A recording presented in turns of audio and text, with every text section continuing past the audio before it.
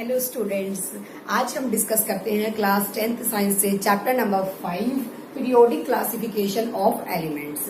जितने भी हमारे एलिमेंट्स हैं हमारे नेचर के अंदर ऑर्गेनाइज हुए हैं, एग्जिस्ट करते हैं, उन सबको क्लासिफाई किस तरीके से किया गया है कि अपने अपना उनका जो फिक्स प्लेस है वो वहीं पे क्या रहे, स्टेबल रहे।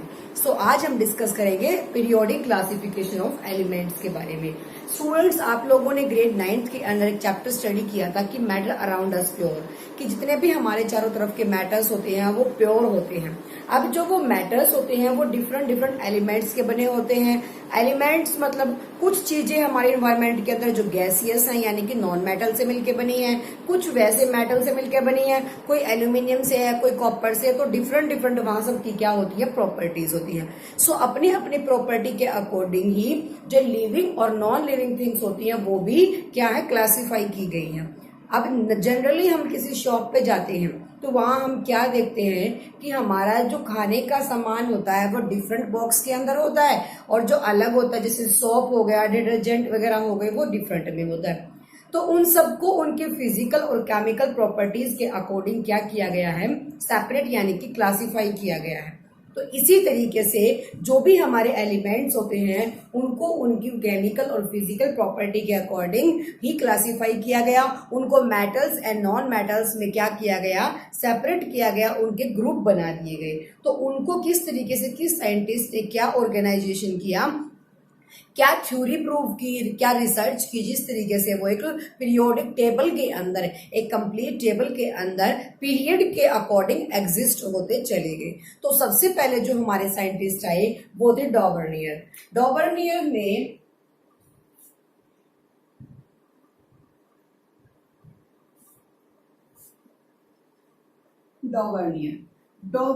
ने क्या बोला एलिमेंट्स के ऊपर। जब डॉबर्नियर आए थे तो उस टाइम पे लेस देन 33 एलिमेंट्स थे कि जो हमारे जानकारी के अंदर थे, नॉन थे। ड्यूरिंग हिज अटेम्प्ट, डॉबर्नियर के अटेम्प्ट के टाइम पे जब डॉबर्नियर ने अपनी रिसर्च की एलिमेंट्स के ऊपर, उनको एक टेबल में एग्जिस्ट करने के लिए, तो उस टाइम पे सिर्फ 33 एलिमेंट ही क्या करते थे, एग्जिस्ट करते थे। उन 33 एलिमेंट्स को डॉबर्नियर ने क्या बोला कि when elements are arrange in increasing order of their atomic mass in a group of 3 का ग्रुप बना दिया गया। देखो डॉबर्नियर ने क्या बोला कि जब हमारे पास जितने भी एलिमेंट हैं उनको उनके एटॉमिक मास के अकॉर्डिंग इंक्रीजिंग ऑर्डर में, इंक्रीजिंग ऑर्डर का मतलब क्या होता है, first, second, third and fourth. मान लिया किसी एलिमेंट का एक एटॉमिक मास है तो वो फर्स्ट पे, सेकंड पे, थर्ड पे एंड फोर्थ पे, according to their atomic mass. उन एलिमेंट्स के मास के अकॉर्डिंग उनको इंक्रीजिंग ऑर्डर में लगा के और उनको ग्रुपिंग दे दी गई 3 की ग्रुपिंग दे दी। इसी वजह से उनको क्या बोला गया, ट्राइड्स बोला गया। तो डॉबर्नियर का नाम जो ट्राइड्स है वो किस वजह से पड़ा, क्योंकि उन्होंने एलिमेंट को क्या दे दिया था, 3 का ग्रुप बना दिया था। अब वो 3 का ग्रुप किस वजह से बनाया, उन्होंने ये बोला कि जो भी हमारा मास होता है देन द अर्थमेटिक मीन, और जो अर्थमेटिक मीन हम निकालते हैं फर्स्ट है, जब 3 का ग्रुप हमारे पास है, मान लिया मेरे पास 1, 2 एंड 3, उन्होंने बोला इस तरीके से 3 का मास जब हमने ले लिया, दोबारा से ले लेते हैं, हमारे पास 3 एलिमेंट है according to their atomic mass के इंक्रीजिंग ऑर्डर के अकॉर्डिंग। उसने ये बोला जो अर्थमेटिक मीन होगा वो सेंट्रल वाले के मास के इक्वल होगा।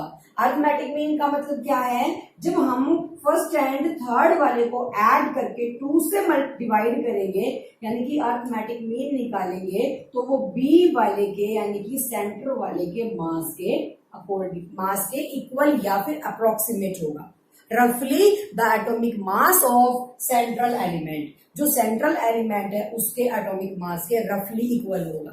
रफली का मतलब अप्रोक्सीमेशन भी हो सकता है, एग्जैक्ट इक्वल भी हो सकता है। सो डॉबर्नियर को ट्राइड्स का नाम क्यों दिया गया? क्योंकि डॉबर्नियर में एलिमेंट्स को अरेंज किया 3 के ग्रुप में according to the increasing order of their atomic masses, उनके एटॉमिक मास के अकॉर्डिंग 3 का ग्रुप बनाया और उसने ये कहा कि जो अर्थमेटिक मीन होता है यानी कि फर्स्ट एंड थर्ड वाले का टोटल करके जब 2 से डिवाइड करते हैं तो सेंट्रल वाले का एटॉमिक मास निकल जाता है। उसने ये कहा कि इस तरीके से तो हम पीरियोडिक टेबल बना सकते हैं अपनी। डॉबर्नियर ने ये बात प्रूव कर दी। किस तरीके से प्रूव की? क्योंकि उन्होंने लिया सबसे पहले लिथियम, सोडियम एंड पोटेशियम। उन्होंने इन 3 का ग्रुप रेडी कर दिया।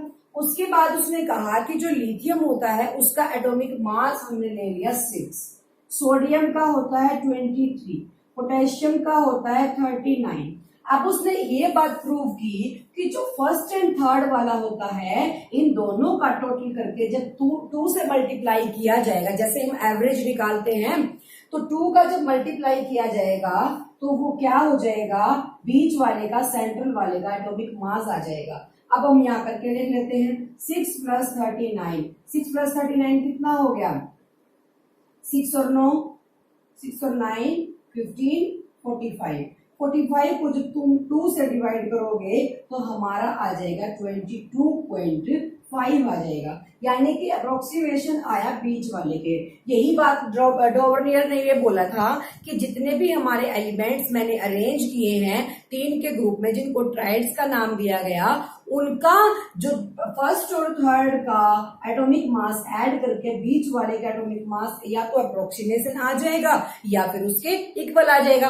22.5 तो 23 के अप्रोक्सीमेशन आ ही गया। ये बात उसने प्रूव कर दी। उसने एक और बनाया ग्रुप कैल्शियम का, स्ट्रोंटियम का और बेरियम का।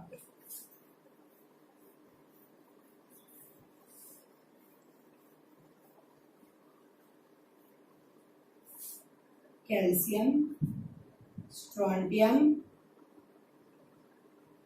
बेरियम, इन 3 का, और एक बनाया उसने लिथियम, सोडियम एंड पोटेशियम का। थर्ड बनाया उसने क्लोरीन, ब्रोमीन एंड आयोडीन का।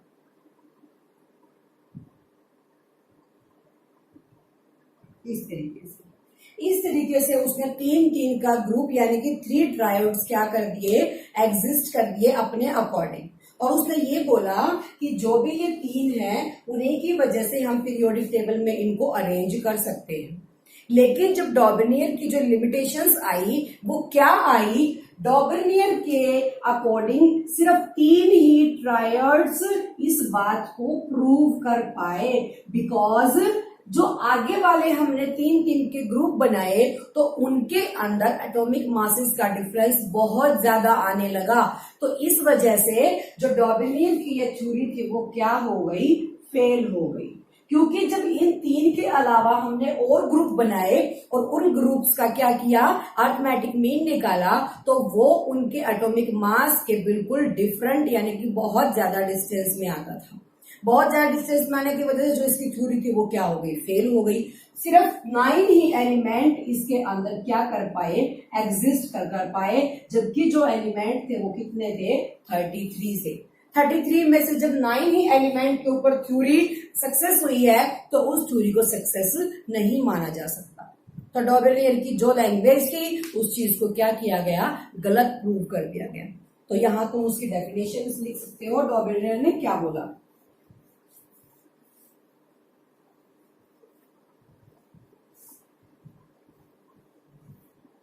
Dauvergne says that when elements are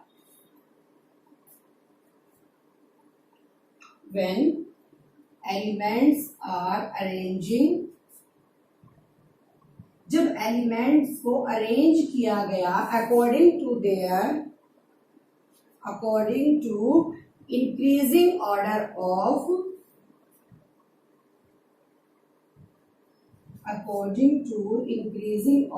of their atomic mass,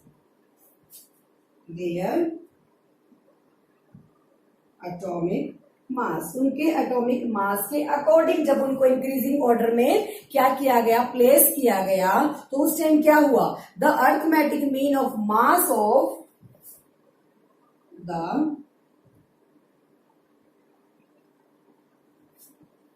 arithmetic mean of mass of first and third element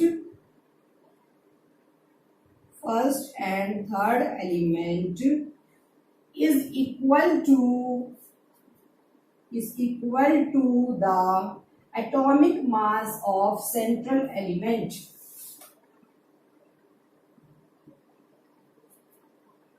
atomic mass of central element, central element के atomic mass के वो equal आ जाएगा, ये बात डॉबेलियर ने बोली, but उसकी थ्योरी क्या हो गई, फेल हो गई। या फिर अप्रोक्सीमेटली, इक्वल की जगह तुम अप्रोक्सीमेटली भी लिख सकते हो, उसने अप्रोक्सीमेट भी बोला कि नजदीक भी आएगा, लेकिन जब डिफरेंस ज्यादा क्रिएट होने लगा तो उसकी थ्योरी क्या हो गई, फेल हो गई। तो उसकी थ्योरी ने काम किया सिर्फ 9 एलिमेंट्स के ऊपर।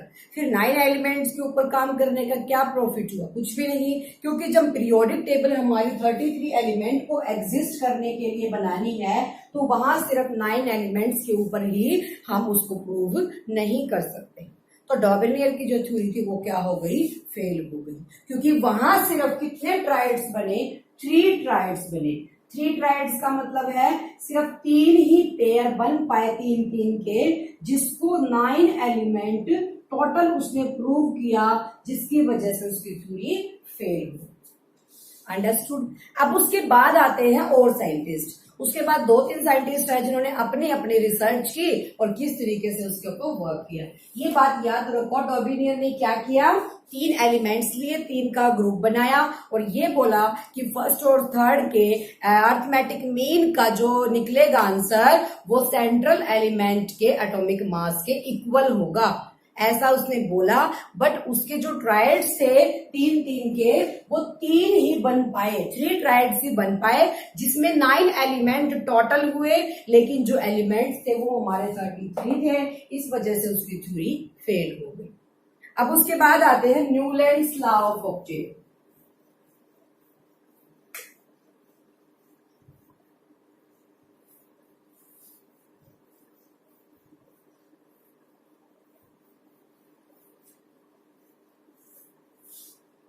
नेक्स्ट आए न्यूलैंड्स लॉ ऑफ ऑक्टेव, जो कि एक केमिस्ट थे। Newlands law of Octave. Newlands law of Octave एक केमिस्ट हुए हैं जिन्होंने इसके ऊपर रिसर्च किया।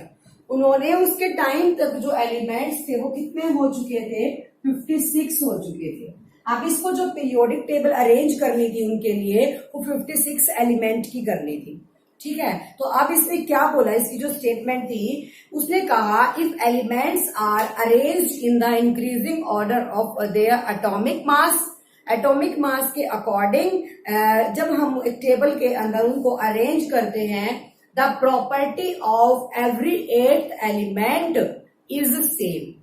जो हमारा फर्स्ट से लेके 8th नंबर पे कोई एलिमेंट है, उसकी प्रॉपर्टी 8th वाले के साथ क्या करेगी, मैच करेगी, ऐसा न्यूलैंड ने बोला। स्टेटमेंट लिख देते हैं पहले।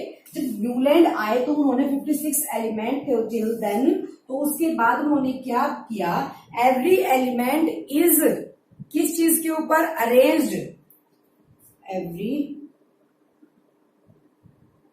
Element is arranged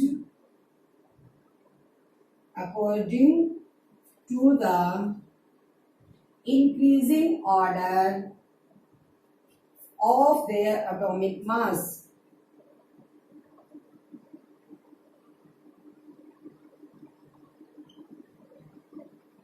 Increasing order of their atomic mass. फिर उसके बाद क्या कहा उसने, every 8th element, the property of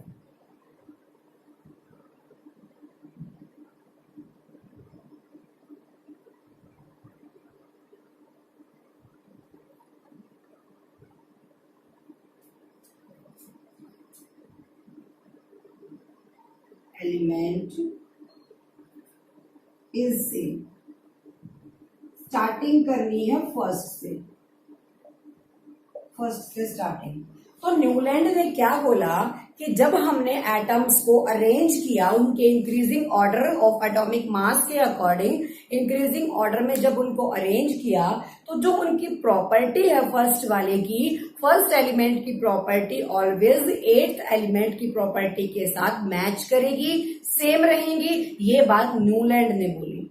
फिर न्यूलैंड ने इसके ऊपर एक एग्जांपल भी दिया हमें। मान लिया हम ले लेते हैं hydrogen, lithium, beryllium, magnesium, calcium, उसके बाद कार्बन, ऑक्सीजन, जो भी है वो लिख लो तुम, कार्बन, ऑक्सीजन, फ्लोरीन। मान लिया मैंने ये एलिमेंट्स ले लिए, तो उसे ये कहा जो फर्स्ट वाले की प्रॉपर्टी है वो 2, 3, 4, 5, 6, 7, 8 इसके साथ क्या करेगी, मैच करेगी। यानी कि every eighth element, the property of every eighth element is equal to the first, यानी कि फर्स्ट वाले एलिमेंट की प्रॉपर्टी एट्थ वाले एलिमेंट के साथ मैच करेगी।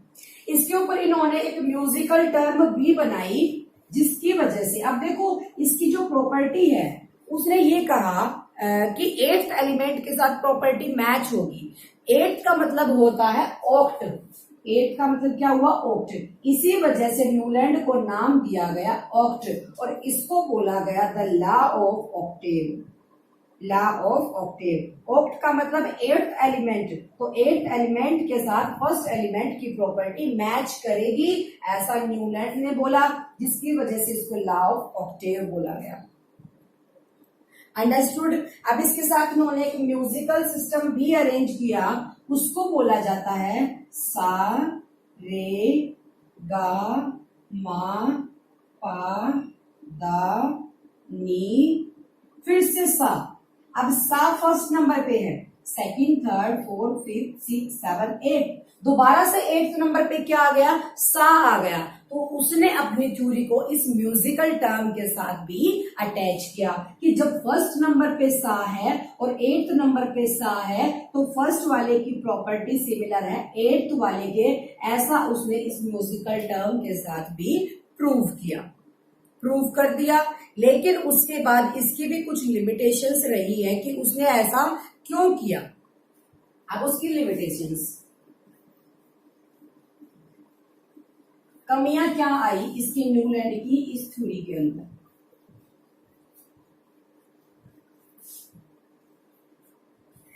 लिमिटेशंस क्या हैं,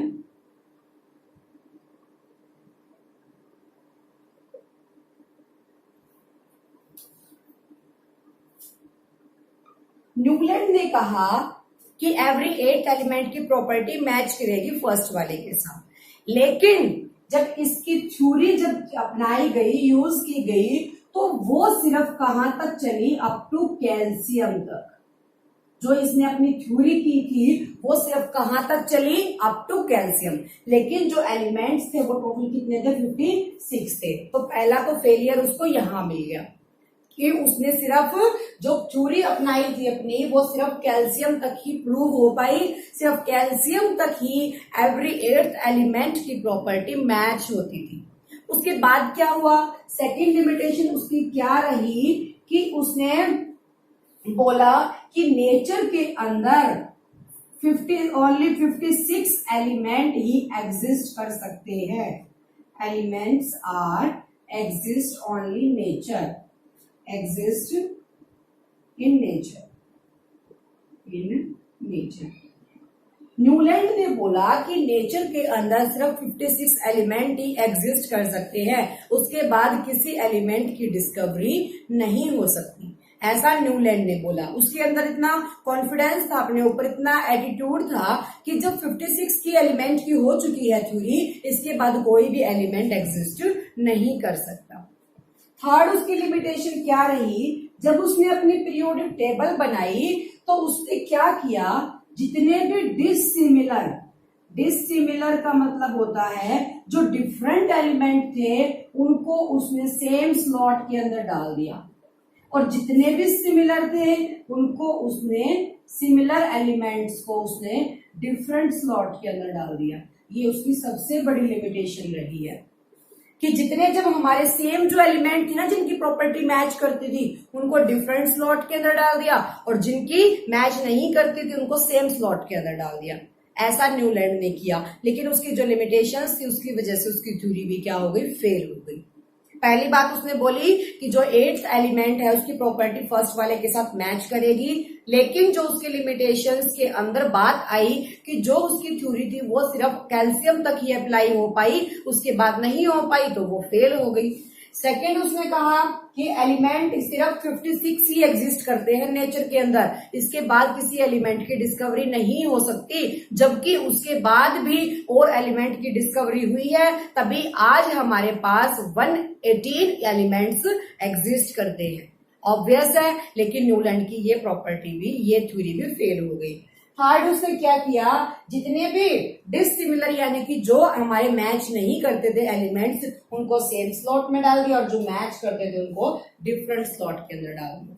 तो यहां से भी जो उसकी थ्योरी है वो फेल हो गई। अंडरस्टूड। अब नेक्स्ट बात करते हैं कि नेक्स्ट साइंटिस्ट जो आए थे उन्होंने किस तरीके से इसको प्रूव किया था।